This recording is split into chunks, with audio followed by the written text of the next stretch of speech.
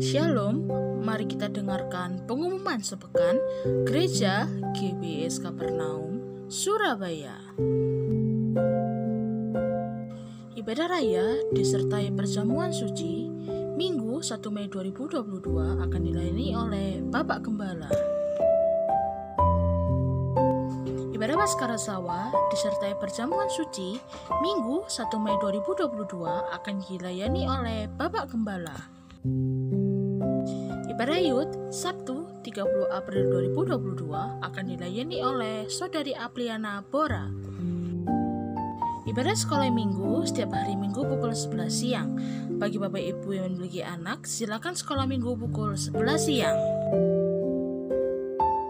Perpuluhan dapat melalui BCA di nomor rekening 06400 45825 atas nama Samuel Libowo. Persembahan Gereja dan Diakonia dapat melalui BCA di nomor rekening 0640 693916 atas nama Samuel Libowo. Persembahan Gereja dan Diakonia dapat melalui OVO di nomor HP 0838 579 33010 atas nama Samuel Libowo. Persembahan Gereja dan Diakonia dapat melalui Shopee di nomor HP 0857 8149 3390 atas nama Samuel Libowo. Persembahan Gereja dan Diakonia dapat melalui Dani di nomor HP 0857 8149 3390 atas nama Samuel Libowo. Untuk setiap video ibadah raya dapat dilihat di Facebook dan YouTube GBS Kapernaum Surabaya. Jangan lupa subscribe ya.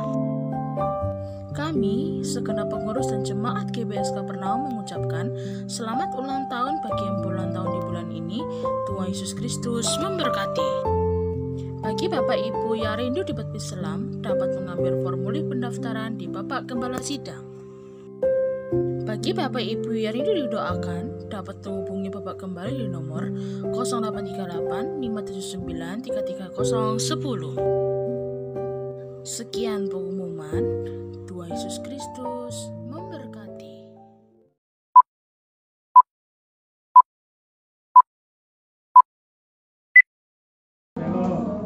Sebelum kita awali ibadah kita, mari kita berdoa. Mengucap syukur Bapa yang baik buat minggu ini Tuhan, buat pagi hari ini ya Bapa.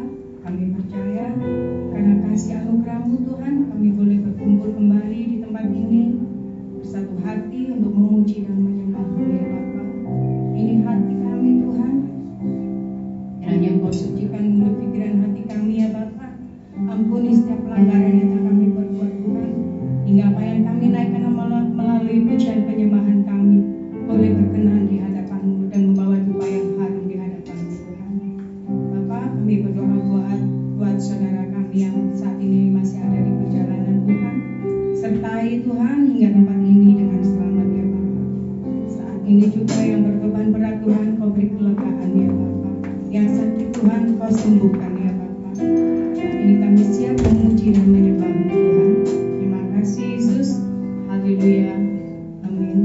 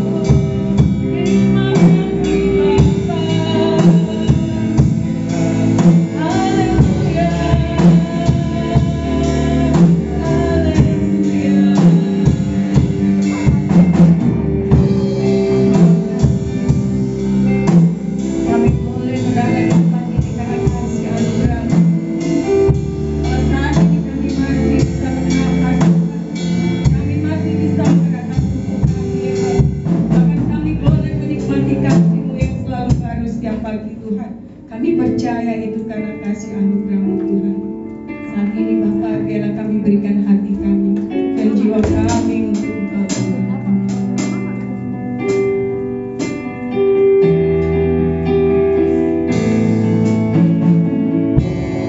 Ku berikan hatiku dan jiwaku, semuanya bagimu di dalam hidupku, di setiap waktu. Nyatakan ku berikan hatiku, ku berikan hatiku dan jiwaku, semuanya bagimu di dalam hidupku, setiap waktu.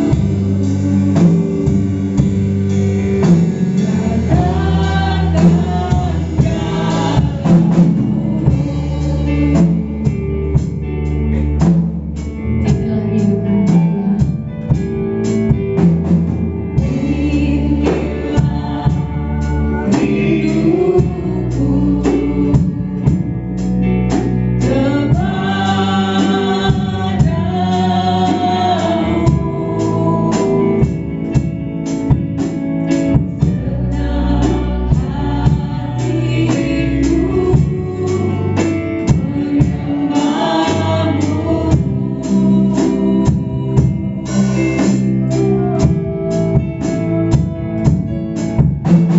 Senang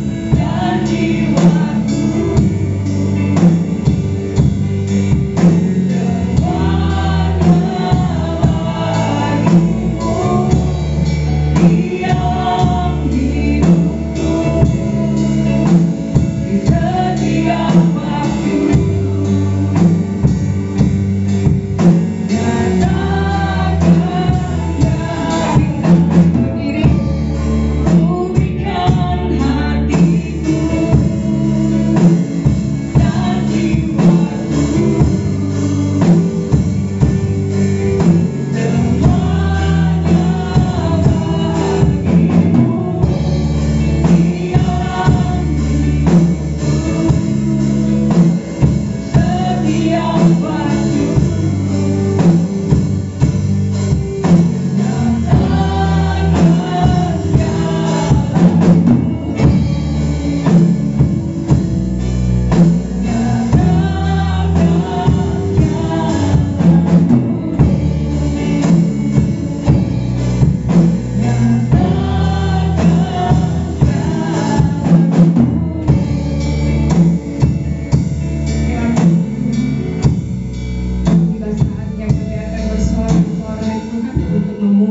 menyembahmu. Amin. Kita percaya hanya Tuhan Yesus milik kita di surga. Amin. Amin.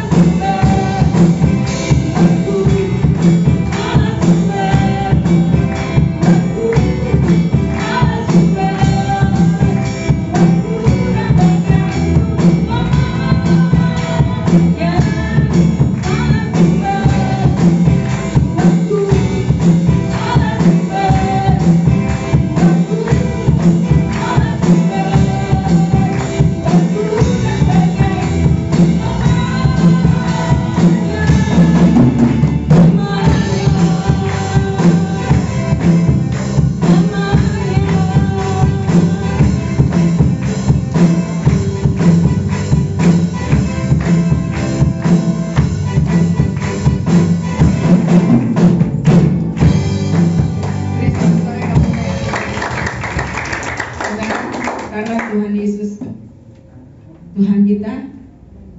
Boleh katakan kiri kanan, Tuhan Yesus baik. Senggol. Boleh disenggol.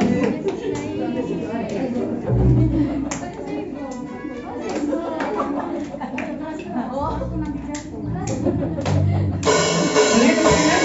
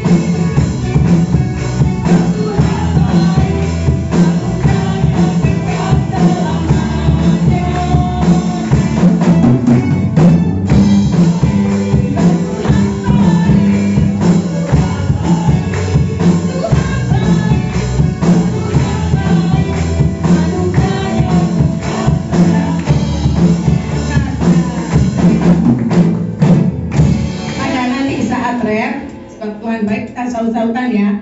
Kubu kiri, kubu kanan nanti. Saya keras mana berarti ini sarapan lagi. Yes.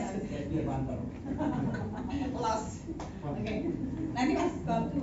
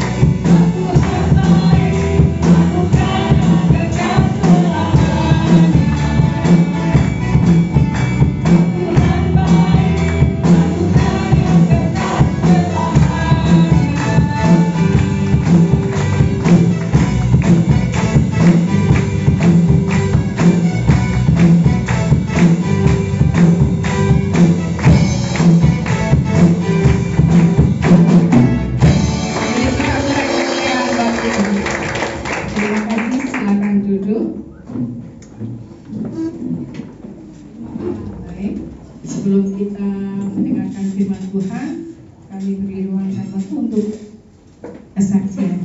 Silakan.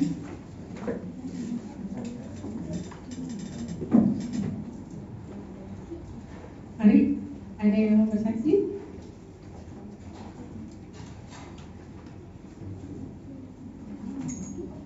Ada nih. Baik, mari kita siapkan hati kita.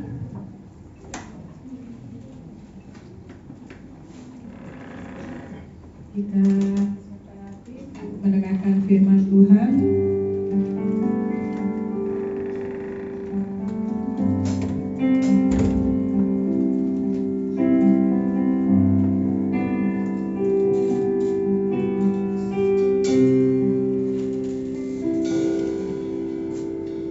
Engkau Tuhan yang setia, sumber kekuatanku.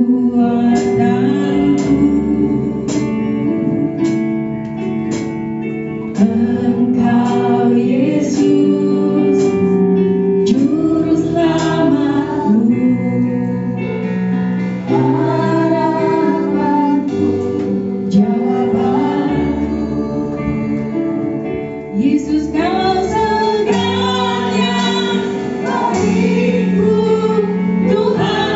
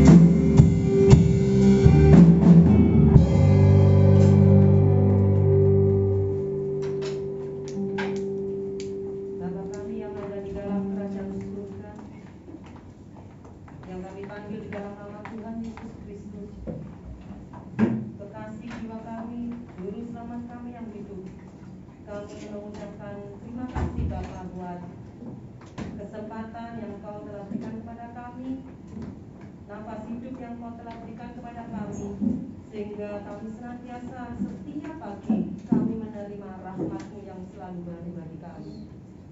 Demikian juga pada pagi hari ini Tuhan, ini bukan sebuah kebetulan kami boleh bersekutu di tempat ini untuk bersama-sama memuji, memuliakan nama-Mu, tetapi itu semua adalah sebuah kesempatan yang sangat indah yang Tuhan berikan kepada kami sebagai bukti rasa syukur kami kepada Tuhan. Kalau sebentar lagi kami akan duduk dengan tenang, mendengarkan dan menerima sabda firman Tuhan. Kiranya Tuhan berfirman-Lah bagi kami, dalam kami boleh menerima benih firman-Mu itu, kami taruh dalam hati kami, supaya benih firman itu berbuah-buah di dalam kehidupan kami, sehingga kehidupan kami semakin hari semakin disempurnakan, sama seperti Yesus. Hanya di dalam nama Tuhan Yesus, kuasai tempat ini. Dalam nama-Mu Tuhan kami berdoa dan mengucap syukur. Haleluya. Amin. Silakan duduk Bapak Ibu dan saudara-saudara sekalian. Shalom. Ya, shalom ya. Belum terlambat kalau saya mengucapkan selamat Paskah tahun 2022 kepada Bapak Ibu dan saudara-saudari semuanya yang ada di tempat ini ya. Terima kasih buat Bapak Gembala, Ibu Gembala yang selalu memberikan kesempatan kepada saya untuk sharing firman Tuhan di tempat ini ya. Nah, minggu kemarin kita sudah bersama-sama merayakan Paskah ya. Kematian Yesus di atas kayu salib, penebusan yang dilakukan oleh Tuhan Yesus di atas kayu salib itu mempunyai begitu banyak makna ya, begitu banyak makna. Nah, begitu banyak juga apa ya, kematiannya ya, kebangkitannya itu mempunyai sebuah arti tersendiri bagi kehidupan kita, di mana penebusan yang dilakukan oleh Yesus itu pasti mempunyai tujuan ya. Nah, pagi hari ini saya akan menyampaikan salah satu dari tujuan penebusan yang dilakukan oleh Tuhan Yesus di atas kayu salib ya. Yaitu apa? Penebusan yang dilakukan oleh Yesus Kristus di atas kayu salib itu agar kita, orang yang percaya kepadanya, itu mendapatkan hak-hak istimewa ya. Jadi salah satu tujuan penebusan Yesus di atas kayu salib bagi kita orang yang percaya akan karya penebusannya, jadi tidak semua orang ya, bagi kita orang yang percaya akan karya penebusannya, kita akan mendapatkan hak-hak istimewa. Yaitu apa hak istimewa yang akan kita dapatkan? Yaitu kita mendapatkan keselamatan dan kita akan dijadikan menjadi anak sulungnya. Ya, coba kita baca Roma 8, Roma pasal yang ke-8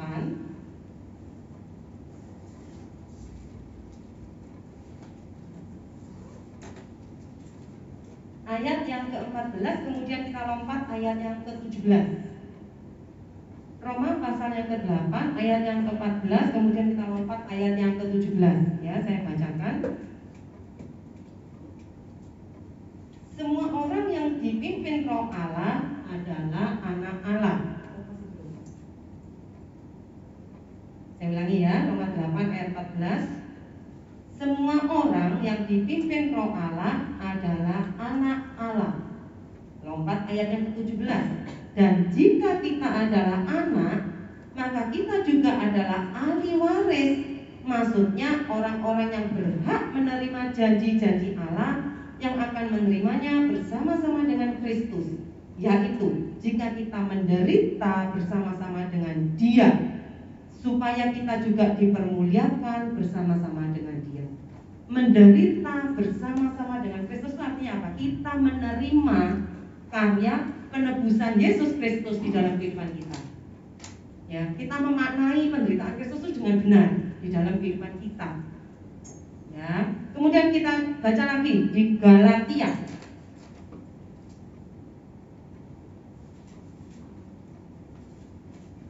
Galatia 4 ayat yang ke-7.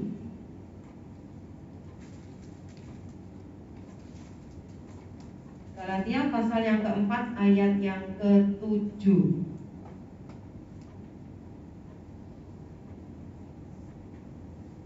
Yang saya bacakan ya. Jadi kamu bukan lagi hamba, melainkan anak. Jikalau kamu anak, maka kamu juga adalah ahli-ahli waris oleh Allah. Jadi jelas di sini, ya. Kalau kita mengaku Yesus Kristus Tuhan itu adalah Bapa kita, otomatis kita juga menjadi anak-anak Allah. Kalau kita mau hidup dipimpin oleh Roh Kudus, kata Roma tadi, maka kita menjadi anak-anak Allah. Dan bila kita menjadi anak-anak Allah, namanya anak itu pasti mendapatkan hak waris dari orang tuanya. Ya, yang namanya anak itu pasti mendapatkan hak waris dari orang tuanya. Nah, sekarang kita mulai masuk, ya. Menjadi ahli waris itu berarti kita mendapatkan hak istimewa. Warisan atau ahli warisnya itu apa?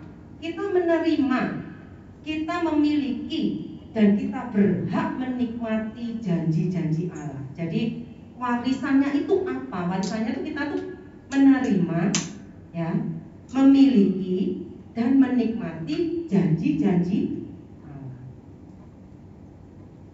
Pagi ini saya tidak membahas kita-kita yang sudah menerima janji itu, ya. Janji Allah di dalam firman Tuhan itu, ini saya membaca artikel, ya, tapi saya juga masih berusaha mencari, meneliti benar atau enggak. Itu jumlahnya 3.573 janji Allah. Ya, jadi janji Allah itu banyak sekali. Ada 3.573 janji Allah. Nah, sebagai ahli waris kita tuh berhak menerima semua janji itu yang ada di dalam firman Tuhan, ya, yang ada di dalam Alkitab kita. Kita berhak menerima, kita berhak memiliki dan menikmati janji-janji Allah itu. Tetapi sayangnya, tanpa kita sadari, kita sering menyia-nyiakan hak istimewa kita sebagai ahli waris, sebagai anak sulung, ya. Nah, kita sering menyia-nyiakan. Mari kita akan belajar di sini, ya. Siapa saja tokoh Alkitab yang menyia-nyiakan hak istimewa yang telah diberikan oleh Allah kepadanya. Kalau bicara soal hak istimewa ahli waris, pasti kita bicara anak sulung. Jadi saya mengambil tokoh-tokoh Alkitab di mana tokoh Alkitab ini adalah anak sulung di keluarganya, ya. Tetapi sayangnya mereka menyia-nyiakan hak kesulungan atau hak istimewa yang diberikan oleh Tuhan. Siapa saja mereka? Yang pertama, tokoh yang pertama adalah Kain. Kain, ya? Baru dengar Kain, ya? Ya, yang pertama itu Kain, saudara-saudara. Ya, kita tahu siapa Kain itu. Kain adalah anak sulung dari pasangan suami istri, yaitu Adam dan Hawa. Ya, sebagai anak sulung dari Adam dan Hawa, Kain itu pasti mempunyai hak istimewa. Ya, dulu saya beranggapan etnis Tionghoa itu yang paling mengagung-agungkan anak pertama, apalagi kalau anak pertamanya itu laki-laki. Ya, dulu waktu saya masih kecil tuh saya berpikir hanya etnis Tionghoa yang punya yang punya tradisi seperti itu. Tetapi ternyata suku-suku lain, etnis-etnis lain juga memiliki tradisi yang sama, di mana mereka itu lebih mengutamakan anak pertama. Benar ya? Benar ya, saudara ya? Etnis, misalnya suku Jawa itu ternyata juga iya. Ya, lalu nggak tahu kalau suku-suku yang lain, ya, itu biasanya anak pertama, apalagi kalau anak itu laki-laki, itu pasti dia itu mempunyai hak istimewa dibandingkan dengan saudara-saudaranya yang lain. Ya. Nah, Adam dan Hawa punya anak pertama namanya Kain. Otomatis sebagai anak pertama, Kain mempunyai hak istimewa. Apa hak istimewanya Kain? Dia akan menjadi kepala keluarga apabila Adam meninggal. Ya, apabila Adam meninggal, otomatis Kain yang mengepalai keluarga besar itu. Dia menjadi kepala keluarga. Nah, tetapi sayangnya di tengah perjalanan Kain tidak menghargai, atau Kain itu secara tidak sadar dia melalaikan haknya sebagai anak sulung hanya karena sebuah kesalahan yang sebetulnya bisa dihindari, sebetulnya bisa dihindari, ya. Nah, lalu kenapa Kain kok dikatakan menyia-nyiakan hak istimewa yang dia dapatkan? Mari kita baca Kejadian pasal yang keempat. Mengapa saya kok begitu tertarik mengambil contoh Kain sebagai contoh yang pertama sebagai anak sulung ini, ya? Kejadian pasal yang keempat. Kalau kita baca dari ayat yang ke-6, Kejadian pasal yang keempat ayat yang ke-6, firman Tuhan kepada Kain, mengapa hatimu panas dan mukamu muram? Ya, kalau kita baca di ayat-ayat yang pertama ini menceritakan tentang Kain dan Habel sama-sama memberikan korban persembahan kepada Tuhan. Tetapi yang diterima persembahannya adalah Habel, Kain tidak.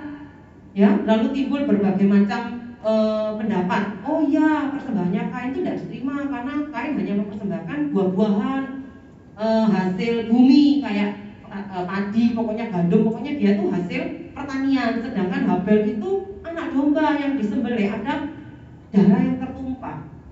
Ya, nah makanya Tuhan lebih berkenan kepada korban persembahannya Habel karena ada tanda darah di sana. Ya, tetapi sebenarnya, ya, Kain dan Habel ini ada perbedaan pada sikap hati. Jadi pada saat mempersembahkan korban itu Tuhan tidak melihat jenis persembahannya. Kalau kita teliti, ya, di situ dikatakan begini, ya, ayat yang ke-4, 5, ya. Habel juga mempersembahkan korban persembahan dari anak sulung kambing dombanya, yakni lemak-lemaknya.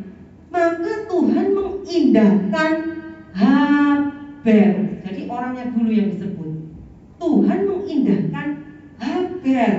Kenapa Habel kok diindahkan sama Tuhan? Kenapa Habel kok yang berkenan di hatinya Tuhan? Karena Habel punya sikap hati yang baik. Ingat ya, Tuhan itu melihat hati. Tuhan tidak melihat yang lain kecuali hati. Baru berikutnya Tuhan melihat korban persembahan Habel. Demikian juga pada Kain, ya, ayat yang ke-5. Tetapi Kain dan korban persembahannya tidak diindahkan. Tetapi Kain dulu yang disebut, orangnya dulu yang disebut. Berarti menunjukkan apa? Sikap hati. Ya, jadi apa bedanya persembahan Kain dan Habel? Yang satu diterima, yang satu tidak diterima. Itu bukan karena jenis persembahannya, tetapi sikap hatinya. Ya, ternyata Kain ini mempunyai sikap hati yang kurang berkenan di hadapan Tuhan. Buktinya pada saat persembahannya tidak diterima, dia langsung panas hati, ya, dan langsung tercermin di wajahnya muram. Ya, wajahnya nggak enak sekali kalau dilihat, muram sekali. Sampai Tuhan tuh menegur, kenapa kok kamu wajahmu muram? Ya, lalu Tuhan melanjutkan apa di situ? Apakah mukamu tidak akan berseri? Ayat yang ke-7, ya. Jika engkau berbuat baik, tetapi jika engkau tidak berbuat baik, dosa sudah mengintip di depan pintu. Dan kita semua tahu akhirnya, ya, ending dari pasal yang keempat ini tentang persembahan Kain dan Habel, apa yang terjadi? Ada pembunuhan yang pertama di muka bumi ini, yaitu siapa? Kematiannya Habel. Itu endingnya. Sebetulnya ini bisa dihindari? Tidak bisa. Lalu bagaimana saya bisa istilahnya tadi mengatakan bahwa Kain ini menyia-nyiakan hak istimewanya sebagai anak sulung? Kesalahannya Kain itu apa? Dia membuka celah bagi iblis untuk masuk. Pada saat dia membuka celah itulah dia menyia-nyiakan hak istimewanya sebagai anak sulung. Yang mestinya anak sulung itu menjadi kepala keluarga, mengayomi semua keluarga. Tapi karena dia disulut oleh rasa iri, dia disulut oleh rasa cemburu, panas hati, dengan kata lain Kain dia membuka celah bagi iblis. Akhirnya dia jatuh dalam dosa. Dia membunuh adik yang seharusnya dilindungi oleh dia. Nah ini ya, jadi tokoh pertama yang menyia-nyiakan hak istimewa sebagai anak sulung yaitu Kain. Lalu apa akibatnya? Pada saat Kain menyia-nyiakan hak istimewanya sebagai anak sulung, apa akibat yang dia terima? Yang pertama, Kain diusir. Ya, maksudnya Kain Kain berada jauh dari hadapan Tuhan. Dia dihalau dari hadapan Tuhan. Di mana Kain tidak boleh bertempat tinggal bersama dengan orang tuanya lagi, tapi Kain harus pergi. Ya, kalau kita baca di ayat-ayat selanjutnya, di ayat yang ke-11 ya, ke-11, ke-12, terutama ayat yang ke-12 ya. Apabila engkau mengusahakan tanah itu, maka tanah itu tidak akan memberikan hasil sepenuhnya lagi kepadamu. Engkau menjadi seorang pelarian dan pengembara di bumi.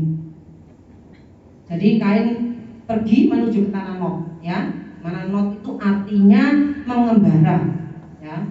Mengembara, bergerak sana ke sini, tidak menetap, saudara-saudara, ya. Yang tadinya dia itu sudah ada di dalam hadirat Tuhan, ya, bersama dengan orang tuanya dan adiknya. Dia ada dalam persekutuan yang indah di dalam hadirat Tuhan. Tetapi karena dia membuka celah, kedagingan menguasai dia, ya, dia membuka celah bagi setan, bagi iblis, sehingga kedagingan itu menguasai dia. Akhirnya dia dihalau keluar dari hadapan Tuhan. Dia menjadi seorang pengembara, menjadi seorang pelarian, ya. Lalu apa akibat yang kedua? Pada saat dia sudah menjadi pengembara dan pelarian, yang kedua, semua keturunan Kain binasa. Jadi tidak ada lagi keturunan Kain. Pada saat peristiwa apa keturunan Kain ini binasa? Yaitu pada saat peristiwa air bah. Ya, jadi keturunan Kain benar-benar habis itu pada saat peristiwa air bah.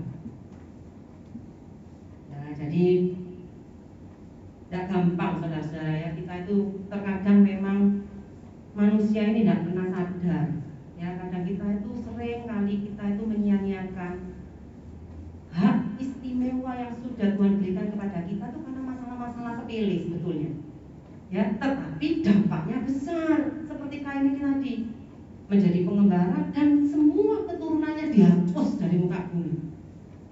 Habis sudah keturunannya Kain.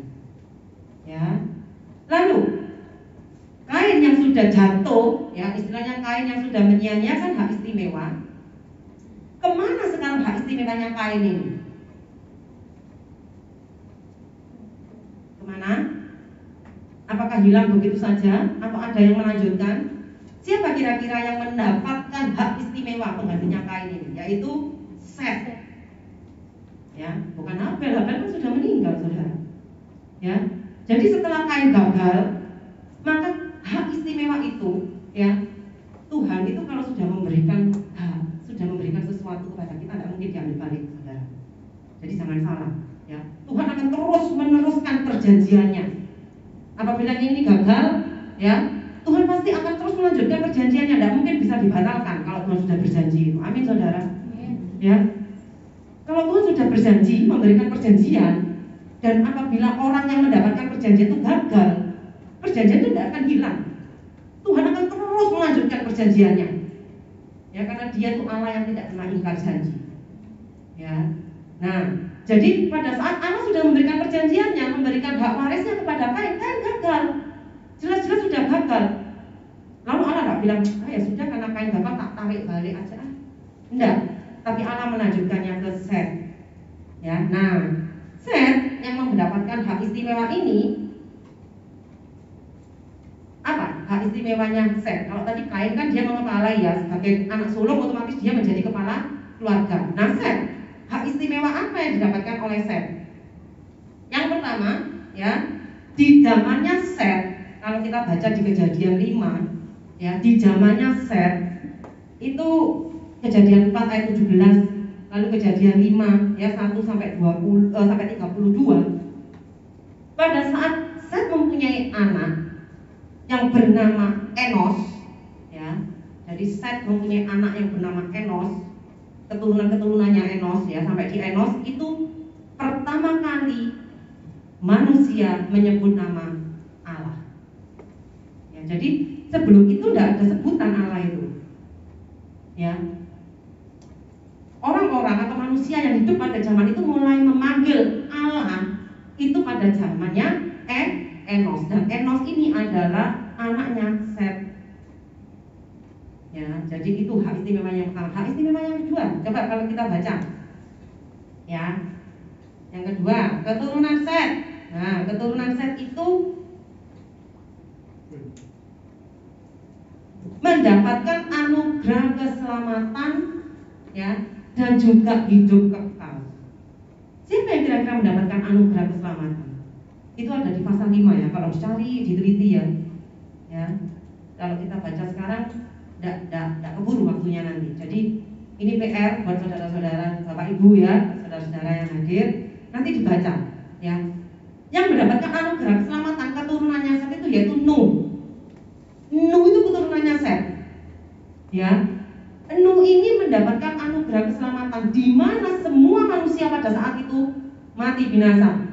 Ya, yang tadi saya sebutkan keturunan-keturunannya Kain itu ya, itu sudah binasa semua. Hanya Nuh, keturunannya Set yang mendapatkan anugerah keselamatan dari Tuhan. Nuh, istri, anak, dan menantunya, 8 orang saja yang selamat. Ya, lalu berikutnya, siapa yang mendapatkan anugerah hidup kekal dari keturunannya Set? Henok. Ya, Henok. Tapi hati-hati, ya. Keturunannya Kain itu juga ada yang namanya Henok, saudara. Ya, jadi ada 2 Henok di sini. Kalau Henok yang di pasal 4 itu keturunannya Kain itu ikut binasa dengan Edbar, ya. Henok yang di pasal 5 ini keturunannya Set. Kalau zaman dulu tuh namanya memang mirip-mirip ya, apalagi kalau yang namanya Maria itu banyak sekali namanya Maria. Ya, namanya Maria, namanya Yusuf itu banyak sekali. Ya.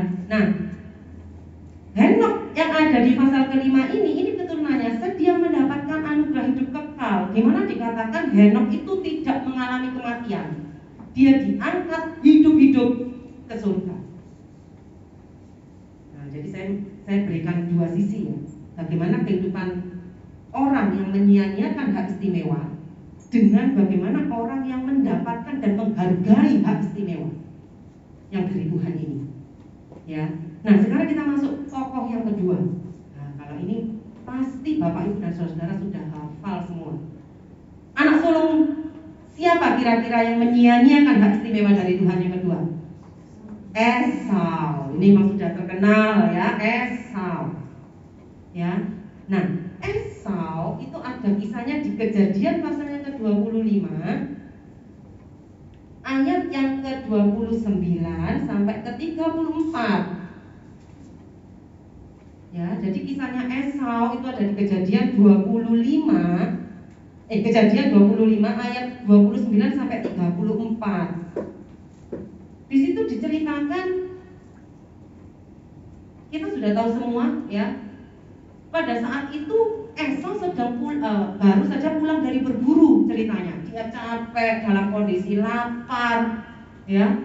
Begitu dia sampai di rumah, dia mencium sesuatu yang sangat harum sekali, enak, nikmat, lezat. Ternyata setelah dilihat, adiknya, saudara kembarnya ini sedang mengaduk-aduk sesuatu dalam panci. Ya, langsung Esau mencium-cium gini ya, enak ya.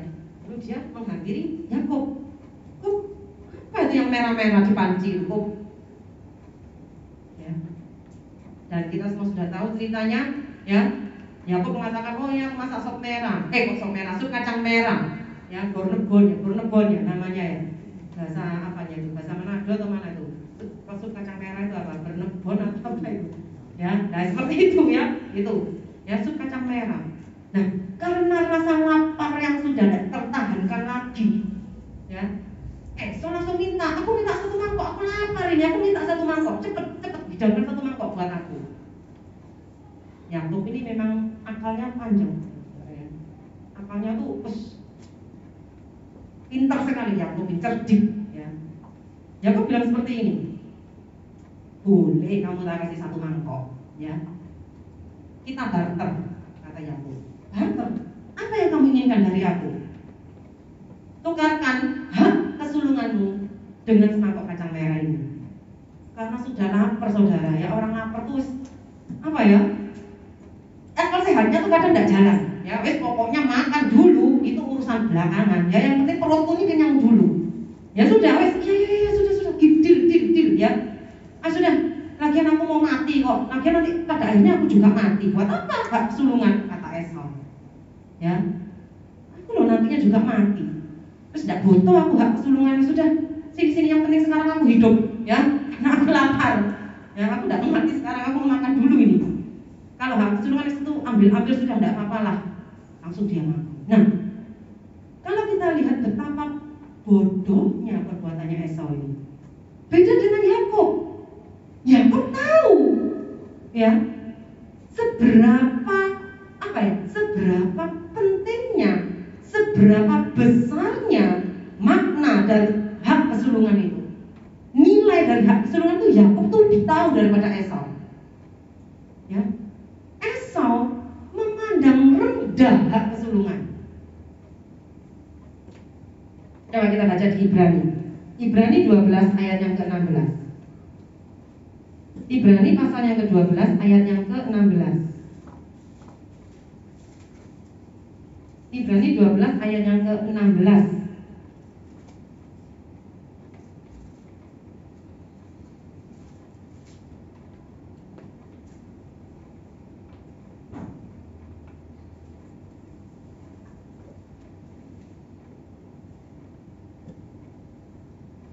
Oke, sudah ketemu? Ya. Ibrani 12 ayat yang ke-16. Janganlah ada orang yang menjadi cabul atau yang mempunyai nafsu yang rendah seperti Esau, yang menjual hak kesulungannya untuk sepiring makanan.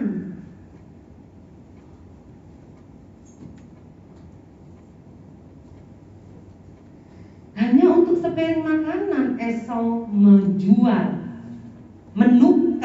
hak kesulungan yang dari Tuhan ini. Apa makna dari kisahnya Esau ini saudara di dalam kehidupan sehari-hari? Memandang rendah artinya meremehkan. Memandang rendah artinya meremehkan, tidak menghargai sama sekali. Ya. Meremehkan janji Tuhan, meremehkan hak istimewa Tuhan sudah berikan kepada kita. Hanya akan apa? Untuk kepuasan perut, untuk kepuasan duniawi yang bersifat fana. Ada berapa banyak dari kita tanpa kita sadari kita meremehkan Tuhan di dalam kehidupan kita, meremehkan status kita sebagai anak-anak Allah, sebagai ahli waris kerajaan surga, hanya untuk apa? Memenuhi keinginan duniawi. Ada berapa banyak dari kita yang menjual hak istimewa kita sebagai anak-anak Allah hanya untuk kepuasan sementara. Ingin terkenal, ingin disanjung-sanjung publik, menjual Yesus, menggadaikan Yesus, hanya untuk kepuasan yang bersifat fana. Mengganti yang fana, mengganti yang kekal dengan yang fana. Perbuatan yang bodoh, kata firman Tuhan. Ya, perbuatan yang bodoh. Nah, jadi jelas di sini Esau kehilangan hak kesulungannya.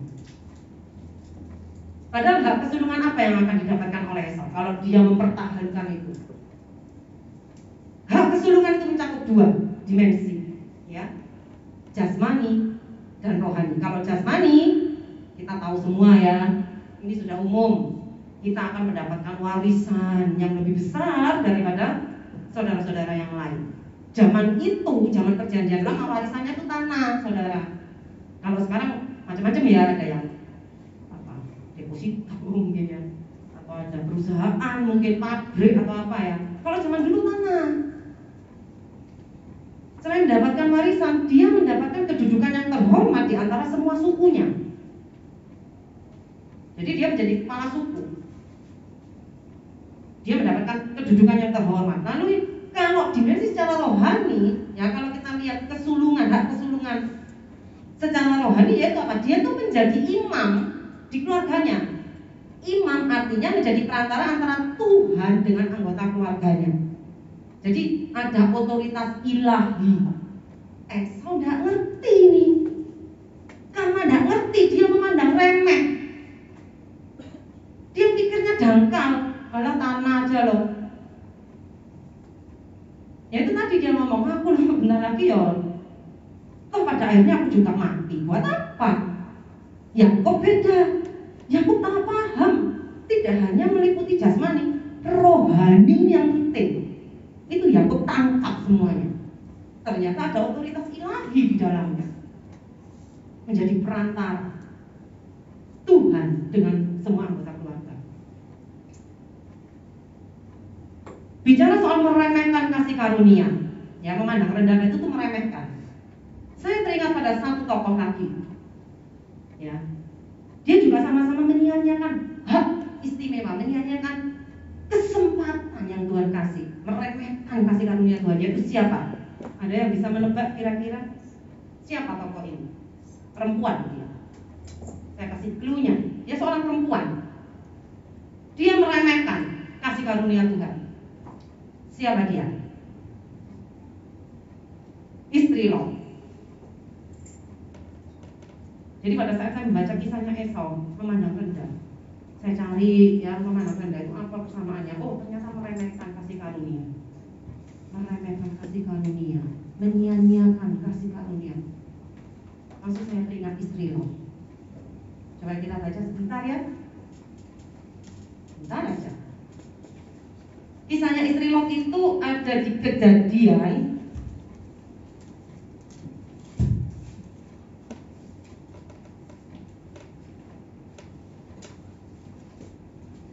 Kejadian pasal yang ke-18 ayat 16 sampai 33. Lalu dilanjutkan 19 ya.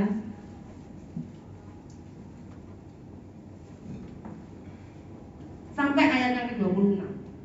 Jadi Kejadian 18 itu menceritakan bagaimana Abraham, omnya Lot, ya, pamannya Lot, itu bernegosiasi dengan Tuhan.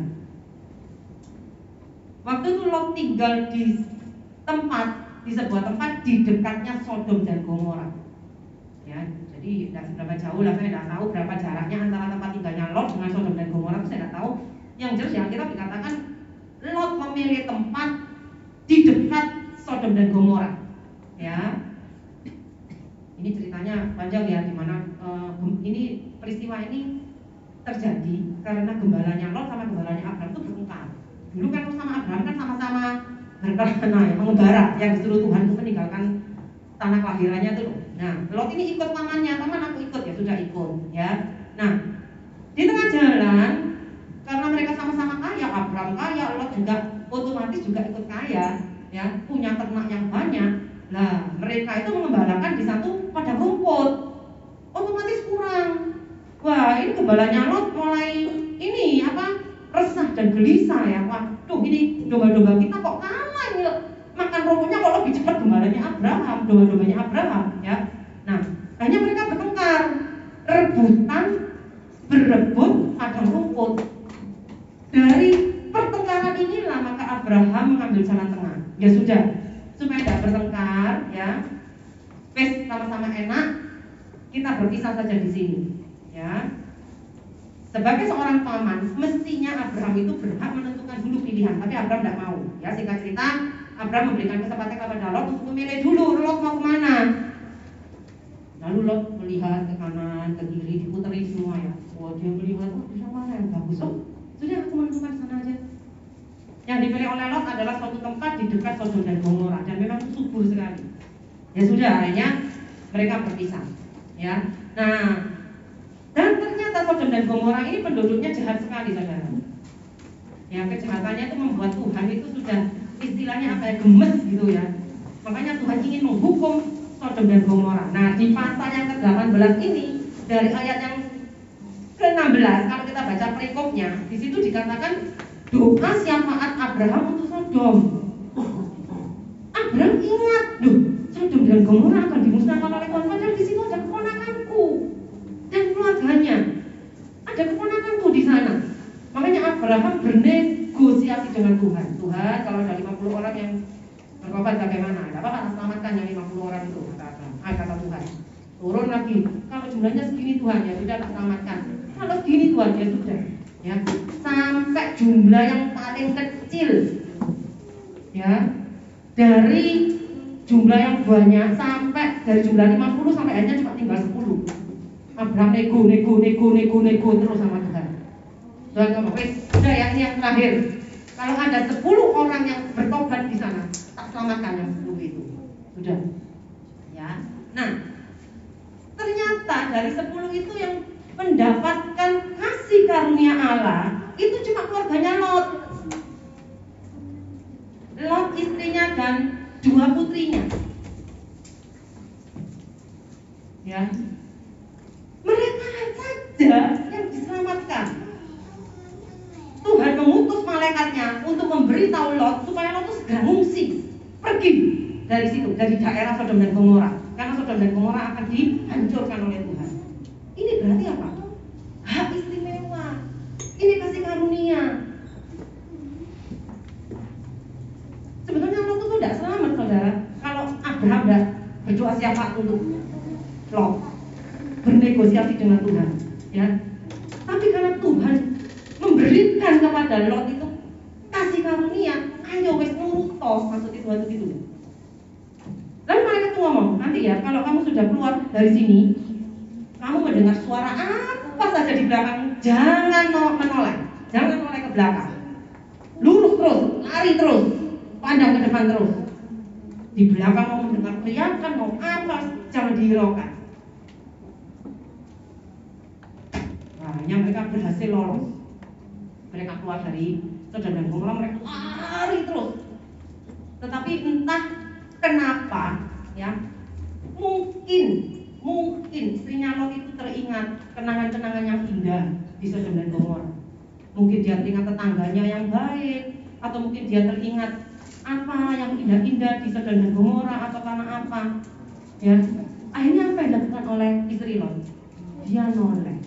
Tak melirik sebentar, dia noleh. Saat itu juga dia langsung jadi tiang garam. Sebenarnya penyebab istri Lot jadi tiang garam itu bukan karena dia memikirkan kenangan-kenangan indah di Sodom dan Gomora, saudara, bukan. Tapi karena apa? Dia meremehkan. Dia bermain-main dengan keselamatan yang Tuhan beri. Dia tidak menghargai keselamatan yang Tuhan beri kepada dia dan keluarganya.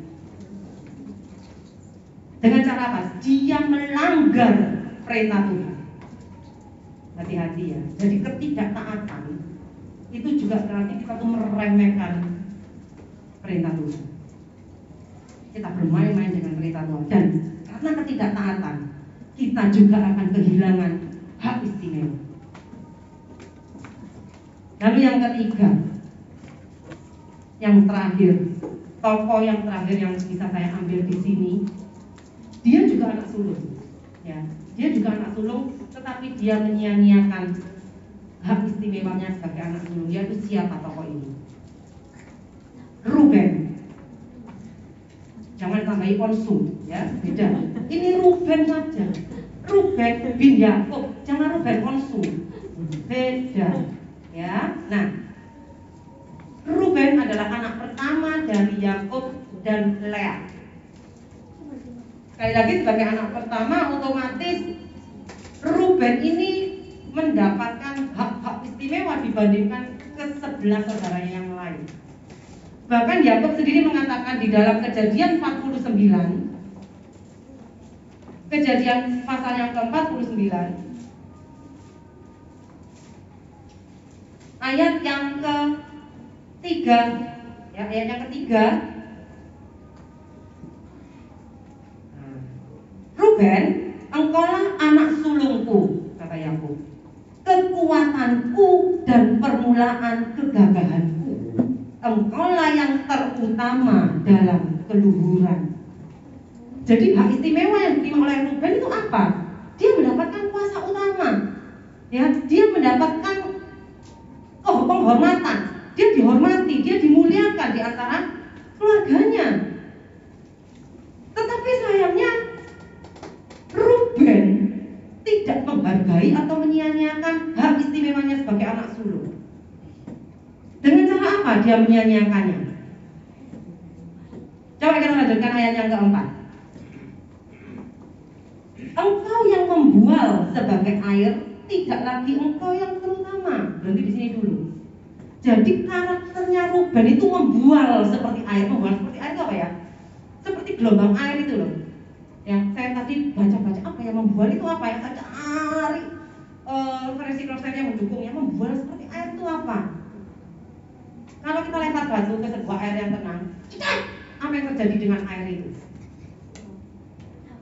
Mengeluarkan apa? Riakan, ya kan? Bergelombang. Setelah itu tenang lagi. Nanti ada apa lagi? Ada benda yang jatuh lagi atau daun jatuh, jatuh. Dia mengeluarkan gelombang lagi. Nah, itu membuat seperti air. Jadi tidak stabil, ya, labil. Nah, jadi karakternya Ruben itu tidak stabil. Dia punya karakter yang labil, alias gampang terpengaruh, gampang terseret kepada hal-hal yang jahat, berbuat dosa. Apa yang dilakukan oleh Ruben? Ya, engkau yang membual sebagai air, tidak lagi engkau yang terutama, sebab engkau telah menaiki tempat tidur ayahmu. Waktu itu engkau telah melanggar kesuciannya. Dia itu Ruben di sini ya, telah menaiki petiduranmu. Wow. Sebenarnya ini ada kasus apa sih? Kok sampai Yakub tuh ngomong seperti ini ya? Kita flashback sebentar ya, di Kejadian pasal yang ke 35. Ya, kita flashback sebentar aja. Sebenarnya ada apa sih kasusnya ini? Kejadian 35 ayat yang ke-22a. Kejadian 35 ayat yang ke-22a. Ketika Israel itu Yakub, ketika Israel diam di negeri ini, terjadilah sebuah peristiwa, ya, bahwa Ruben sampai tidur dengan Bilha, gundik ayahnya, dan kedengaranlah hal itu kepada Israel. Jadi Ruben itu tidur dengan mama tirinya. Yakub kan punya 4 istri ya, Lea, Rahel, Bilha, Silpa. Nah, Ruben tidur dengan salah satu istri ayahnya, ibu tirinya sendiri. Berarti ini apa? Ruben menyia-nyiakan hak istimewanya sebagai anak sulung dengan cara tidak menjaga kekudusan itu. Jangan dianggap kekudusan itu, maaf ya, tidak melakukan, maaf ya, yang itu ada anak kecil. Saya ini ya, saya tidak terlalu menceritakan ya, agak saya sensor sedikit karena ada anak kecil di bawah umur ya. Tidak hanya melulu itu, saudara-saudara. Kesucian hidup itu artinya apa? Hidup kita ini dipisahkan dari dunia, dari segala gaya hidup dunia. Kalau orang dunia bisa dengan mudah korupsi, kita jangan ikut-ikutan korupsi. Itu salah satu cara menjaga kesucian hidup. Jadi pikiran kita, paradigma kita harus lebih luas ya. Jangan kesucian berarti ada hubungannya dengan itu. Tidak hanya itu. Kalau orang dunia dengan gampang tipu sana, tipu sini, ambil untung sana, untung sini, memanfaatkan sesama. Maaf, kalau orang dunia itu dengan mudah memakan temannya sendiri. Ciak konco katanya dulu ya. Istilahnya ciak konco, kalau orang Surabaya ngomongnya ciak konco ya. Maka temannya sendiri dimakan. Mengambil keuntungan dari temannya. Tidak peduli ini teman, tidak peduli ini saudara. Kita jangan ikut-ikutan. Itu salah satu cara kita menjaga kesucian hidup. Kalau Ruben dia jatuhnya di situ.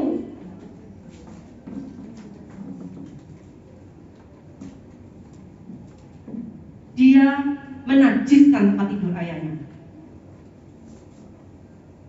Padahal di Roma 12 ayat 2 dikatakan bahwa kita ini harus mengalami pembaruan hidup. Pembaruan hidup di sini mengambil kata metanoia. Metanoia artinya kita dibaharui dalam hal pola pikir, akal budi, hati, dan cara hidup. Jadi semuanya ini dipergauli. Kita harus menjaga hidup kita benar-benar. Nah, lalu apa akibatnya? Karena Ruben menyia-nyiakan hak istimewanya. Seperti tadi saya katakan, perjanjian Allah itu kekal. Kalau sini gagal, perjanjian itu akan terus berjalan. Ruben gagal, hak istimewanya itu jatuh ke siapa? Jatuh ke Yusuf. Jatuh ke Yusuf yang diwakili oleh kedua putranya, yaitu Manasye dan Efraim. Ya, jadi Yusuf ini tidak hanya satu tok berkatnya, tapi dia harus dapat double berkat, saudara. Karena dua-dua putranya ini mendapatkan hak istimewa semua. Jadi berkatnya Ruben, hak istimewa yang seharusnya diterima oleh Ruben, karena Ruben menyia-nyiakan, memandang enteng, tidak menghargai hak istimewa yang diberikan oleh Tuhan. Dia lebih mudah terpengaruh dengan hawa nafsunya, jatuh dia di sana. Ya, akhirnya berkat itu diteruskan, dilanjutkan, diterima oleh Yusuf. Yusuf apa? Melalui kedua putranya, jadi double berkat. Manasye dapat, Efraim juga dapat. Nah, kita sampai di kesimpulan, ya. Nah, ya. Jadi saudara, janji-janji Allah itu tidak hanya kehidupan nanti setelah kematian, ya. Seperti tadi sudah disampaikan bahwa hak istimewa, hak kesulungan itu dua dimensi, ya, jasmani dan rohani. Janji Allah itu juga janji Allah di bumi, selama kita hidup di muka bumi ini, itu berlaku janji Allah. Terus sampai nanti kita di surga. Lalu kita kembali ke Roma tadi, ayat yang permulaan, ya, bahwa penebusan Kristus mengangkat kita menjadi anak-anak sulungnya, mendapatkan hak waris karena kita ini ahli waris. Yaitu apa? Sebagai orang percaya, kita ini diselamatkan dan diangkat menjadi anak sulung yang benar mendapatkan waris, yaitu hidup kekal. Itu endingnya. Ya, jadi biarlah pada siang hari ini, ya, kita lebih serius lagi, ya. Jangan sampai kita tuh menyia-nyiakan berkat Tuhan. Sekali lagi, berkat itu tidak melulu materi, ya. Di firman di Alkitab ini ada 3.000 lebih janji Tuhan. Jangan menyia-nyiakan itu semua. Ayo, kita jangan sampai buka celah pada iblis, ya. Jangan sampai ada kebencian, jangan sampai ada iri hati. Karena itu nanti itu menjadi sebuah luka yang besar dan kita akan melakukan perbuatan yang jahat. Itu kita sudah lepas dari yang istimewa, ya. Lalu apa? Kita juga harus apa di sini? Jangan menganggap enteng, jangan meremehkan, jangan bermain-main dengan keselamatan yang sudah Tuhan berikan kepada kita. Ada yang mengatakan, ya, keselamatan itu bisa hilang. Ada yang mengatakan keselamatan itu tidak bisa hilang. Kita tidak usah berfokus pada hilang atau tidak hilangnya keselamatan. Yang perlu kita lakukan di sini yaitu apa? Mengerjakan keselamatan. Jangan menganggap enteng keselamatan. Keselamatan itu salah satu hak istimewa yang kita dapatkan, saudara. Coba dibaca Efesus terakhir, ya. Efesus pasal yang kok tiba-tiba saya ingat. Efesus 2 ayat yang ke-8. Ini di sini dijelaskan, ya, bahwa keselamatan itu kasih karunia, anugerah. Efesus 2 ayat yang ke-8. Sebab karena kasih karunia kamu diselamatkan oleh iman. Itu bukan hasil usahamu, tetapi pemberian Allah. Jadi keselamatan itu juga merupakan hak istimewa yang berhak kita dapatkan. Dan kita jangan bermain-main dengan itu. Tidak usah kita berdebat, oh keselamatan kok bisa hilang, oh nggak bisa. Tidak usah memperdebatkan hilang atau tidaknya keselamatan. Yang perlu kita fokuskan di sini, kita harus mengerjakan keselamatan itu. kita harus mengagungkan keselamatan yang sudah Tuhan berikan kepada kita. Jangan menganggap remeh, jangan seperti Esau. Hanya karena untuk kepuasan perut dia menjual keselamatan itu, menjual kasih karunia Allah, menjual hak kesulungannya. Jangan seperti istri Lot. Dia menganggap enteng keselamatan. Dia bermain-main dengan keselamatan yang sudah Tuhan berikan, yang tidak semua orang dapat. Menganggap enteng. Jangan, ya. Lalu yang ketiga, ayo kita sama-sama menjaga kesucian hidup kita. Gaya hidup kita, lifestyle kita harus berbeda dari orang-orang dunia. Jangan iri dengan orang-orang dunia. Tadi seperti dikatakan kan, kalau kita menderita bersama-sama dengan Kristus, maka kita akan dimuliakan bersama-sama dengan Kristus. Mengikuti jalan hidup orang dunia itu tidak ada penderitaan, saudara. Gampang. Adalah dosa itu yang membuat kita apakah dosa itu pada saat kita diiming-imingi atau kita ditawari hal-hal yang berbau dosa itu membuat kita menderita? Enggak. Dosa itu mengenakkan, iya apa iya? Iya, semua perbuatan dosa itu mengenakkan. Tidak ada yang membuat kita menderita. Mikul salib, menderita atau mengenakkan? Menderita. Nah, menjaga kesucian itu salah satu pikul salib. Mau dapat hak istimewa, menderita bersama-sama dengan Kristus. Pasti kita akan dimuliakan. Amin. Amin. Mari kita berdoa.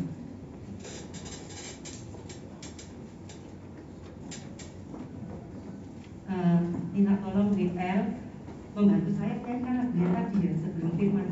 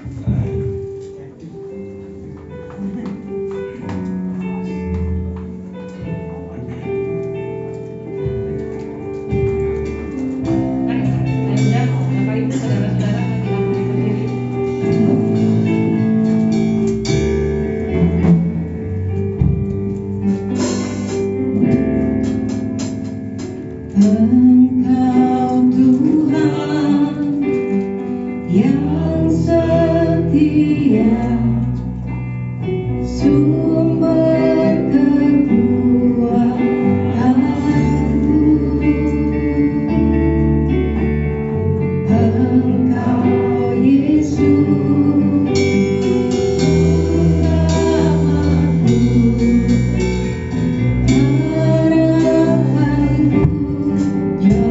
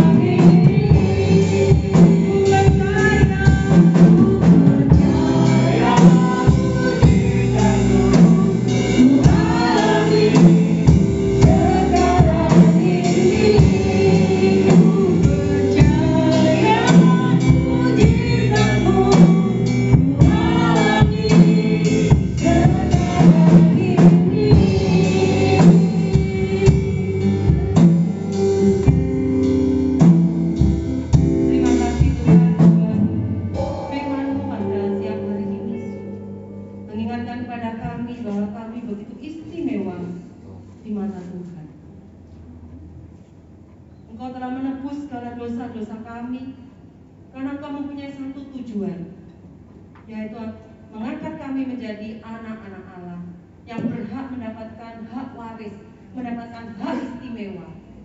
Tuhan, ajar kami supaya kami menghargai hak istimewa yang Tuhan berikan kepada kami.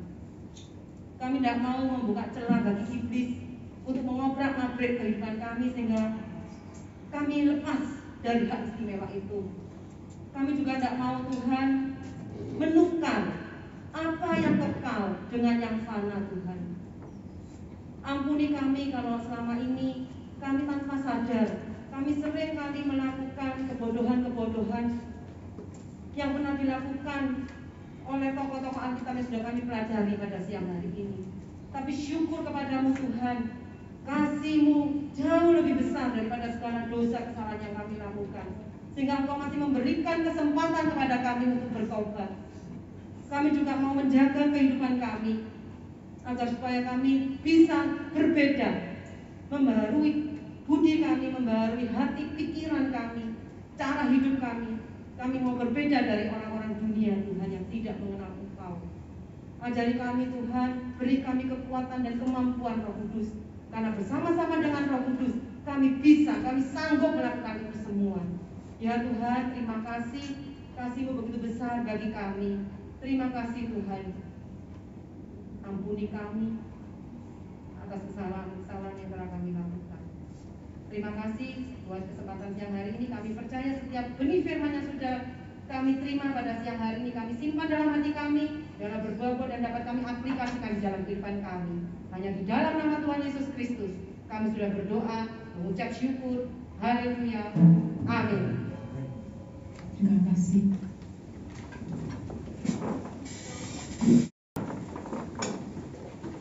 Kita satukan hati kita untuk berdoa. Tuhan Yesus, kami ucap syukur untuk ibadah raya pada siang hari ini. Tuhan, Kau sudah menyertai mulai awal sampai pada akhirnya. Kau berkati Tuhan Yesus Kristus. Kau hamba-Mu sudah melayani ibadah pada siang hari ini. Kau berkati khususnya Tuhan untuk Ibu Rona yang sudah menyampaikan pesan firman-Mu. Kau selalu pakai urapi hamba-Mu ini Tuhan Yesus Kristus, berkati dalam usaha pekerjaan, dalam Tuhan kesehatannya. Kau berkati kedua anaknya Tuhan Yesus, baik yang sudah bekerja maupun yang masih kuliah Tuhan Yesus. Kau berikan hikmat, kesehatan, sandasan daripada Engkau. Kau berkati Tuhan Yesus Kristus untuk Tuhan Ibu Umi yang sudah memimpin puji-pujian, kau sedang pakai urapi dalam pelayanannya. Kau berkati dalam usaha, dalam pekerjaan, kesehatan rumah tangganya bersama dengan Pak Ivan. Kau berkati kedua anaknya, melodi dan santri dalam sekolah mereka. Beri emas kesehatan daripada Engkau. Kau berkati Elvan, berkati dalam pelayanannya. Kau sedang pakai urapi anakmu, berkati dalam kuliahnya dan kesehatannya Tuhan Yesus. Beri hikmat-Mu senantiasa dalam kehidupannya. Kau berkati Tuhan untuk anak-anak-Mu sudah melayani di bagian RCD. Kau berkati Tuhan Yesus dalam kuliahnya, beri kesehatan daripada Engkau. Kau berkati dalam pelayanannya, kau sedang pakai urapi anak-Mu Tuhan Yesus Kristus. Kau berkati Alvina juga Tuhan, berkati dalam kuliahnya, beri kesehatan daripada Engkau Tuhan Yesus. Berkati pelayanannya, kau sedang pakai urapi anak-Mu. Kau berkati para pemain musik, buat telepon Tuhan Yesus. Kau berkati pelayanannya dan pakai urapi anak-Mu. Kau berkati dalam sekolah yang beri kesehatan daripada Engkau. Berkati Bima dan pelayanan selain pakai urapi anak-Mu. Berkati dalam sekolah yang beri kesehatan daripada Engkau. Berkati Andreas Tuhan Yesus dan melayani di bagian Tuhan mixer. Kau berkati selain pakai urapi anak-Mu. Berkati pekerjaan kesehatannya. Berkati kolektan Ibu Tanti, berkati usaha pekerjaan, kesehatan pelayanannya. Berkati anak-anaknya Tuhan Yesus, buat Dova dan Bima dan Ines Tuhan Yesus. Kau berkati juga buat Kensa dan dalam sekolahnya, beri kesehatan pada Engkau. Berkati pelayanannya dan pakai urapi anak-Mu. Kau berdoa Tuhan Yesus buat anak-Mu saat ini sedang sakit. Kau berkati, kau jangan memulihkan Ibu Nunik dan Siska dan juga Tuhan Ibu Esther terpimpin, tanganmu penuh kuasa dan menjamah, biru-biru memulihkan dan menyembuhkan mereka yang sakit dalam nama Tuhan Yesus Kristus. Kau berkati manusia memberikan persembahan kolektor diakonia maupun perpuluhan, kau kembalikan berkat lipat kali ganda. Terima kasih Tuhan Yesus, kami percaya yang sakit sudah kau sembuhkan, yang dalam masalah kau berikan jalan keluar, yang dalam ikatan kau berikan kelepasan. Terima kasih Tuhan Yesus, kalau sebentar kami akan berpisah satu sama lain dalam berkat-Mu menyertai kami. Kau tutup bungkus kami semua kuasa darah-Mu, tutup bungkus keluarga, kesehatan, harta benda, pekerjaan pelayan kami. Jauhkan kami selama rapaya, kecelakaan, jauhkan saya penyakit, orang jahat, gangguan serangan kuasa kegelapan, salah magic, santet, senam balik, menampi sulapan. Jauhkan kami salah wabah, corona, penyakit kaya, penyakit menular, dan mati karena maut. Dan Tuhan, kau curahkan berkat-Mu, berkat Tuhan, makanan, pakaian, kesehatan, kata sejahtera, penjagaan perlindungan dalam kehidupan kami. Mari kita terima berkat Tuhan, kiranya berkat dari Allah Bapa, kasih dari Tuhan Yesus Kristus, serta penyertaan Roh Kudus menyertai kami saat ini sampai selama-lamanya. Mari kita berdoa. Bapa kami yang di surga, dikuduskanlah nama-Mu, datanglah kerajaan-Mu, jadilah kehendak-Mu di bumi seperti di surga. Berikanlah kami pada hari ini makanan kami yang secukupnya, dan ampunilah kami akan kesalahan kami, seperti kami juga mengampuni orang bersalah pada kami, dan janganlah bawa kami dalam pencobaan, tapi lepaskanlah kami dari yang jahat, karena Engkau lah dengan kerajaan dan kuasa dan kemuliaan